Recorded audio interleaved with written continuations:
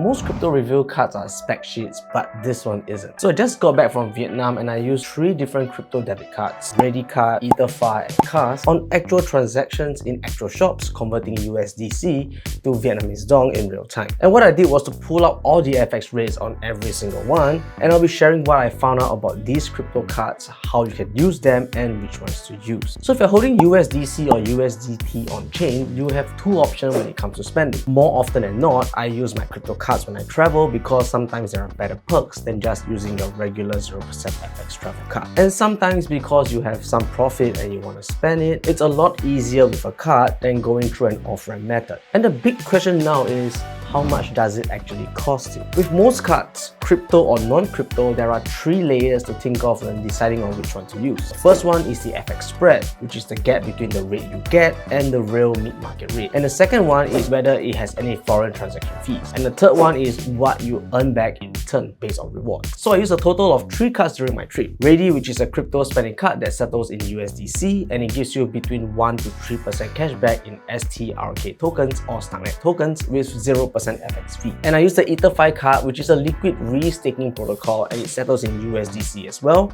with 2 to 3% cashback in wrapped ETH and 1% FX fee. And we have KAST that charges a foreign exchange transaction fee of 0.5% to 1.75% of the transaction value, but also runs a 4% cashback program in Move tokens, and they also have points layers on top called KAST points. So what I did was to fund all my 3 cards with some USDC before my trip, so we can see how much these conversions are. So the very first transaction I made was to buy coffee once we landed because we took a red-eye flight, and 2 coffees were purchased with 2 different cards, one for me and one for my friend. So the coffee was 59,000 Vietnamese dong, and the mid-market rate for that particular day was 26,330 dong per USD. So I used my Ready card and it charged me $2.24 USD, which implies a rate of 26,339, which is almost bang mid-market rate with 0 spread. And EtherFi charged me $2.25 US dollar with a rate of 26,222 Vietnamese dong, which is about 0.4% below mid-market rate. So the small difference on a $2 transaction is negligible, but the gap scales, and on a $500 spend, this can be anywhere between $1 to $2. So KAST is a different story. I only used a KAST card when I was making a larger spend because there was a 10 cents charge for transactions that were below 25 US dollars. So I made a transaction of 1.32 million Vietnamese dong, and KAST charged me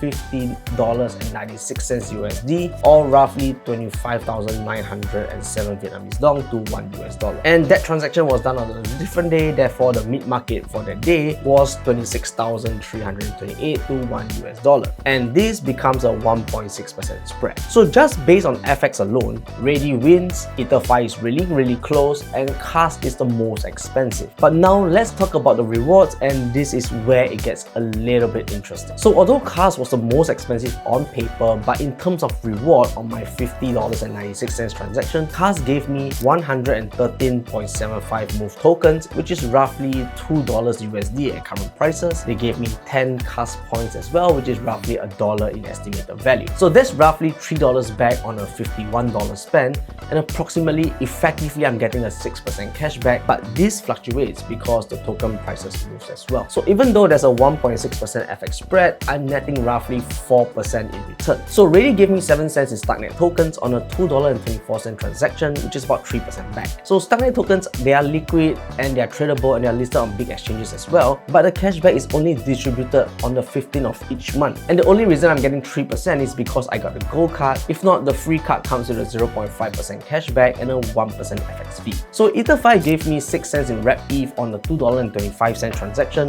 which is about 2.7% back in wrapped ETH, which is distributed almost instantly, and you can put it into the vault to earn some rewards as well. So the ranking flips when it comes to rewards. So KAST is roughly 6% back, Ready gives you 3% back in liquid Stucknet tokens if you get a gold card, otherwise it's 0.5% and 1% FX fee. And EtherFi gives 2.7% back in wrapped ETH. So now the big question you probably have is, which card should you get? If you're getting paid in stable coins or do not wish to off-ramp stable coins into fiat, there are a few cards that you can use that could potentially make your life a lot easier. And to be really honest, I feel that there is no one size fit all with all these cards because they all have features that will be pretty beneficial for some and not so beneficial for others. So if you already hold stable, KAST, Ready, EtherFi all have vaults or earn functions where you can hold your stable coins and move them out when you're ready to spend. So basically think of all these cards or all these applications as mini banks to help you keep some money for your expenses. And these cards are not mutually exclusive. The smart move here is to pair them up. So personally, I would use Ready or EtherFi as a daily driver because it's very close to 0% FX spread with liquid rewards. And picking one over the other will be based on what tokens you would prefer as a reward.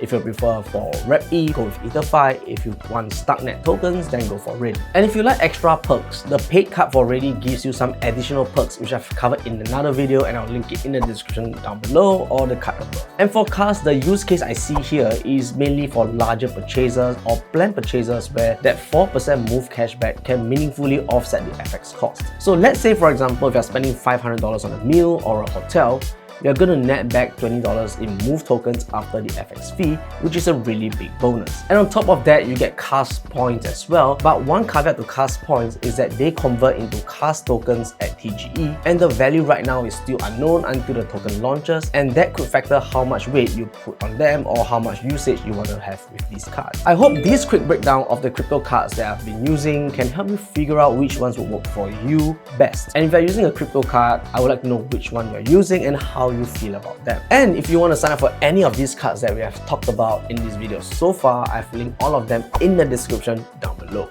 So this brings us to the end of today's video. If you haven't, dropping a like or sharing this video with someone who uses crypto cards or holds stable coins could help them quite a bit. And as always, stay safe, invest safe, and I'll see you guys in the next one.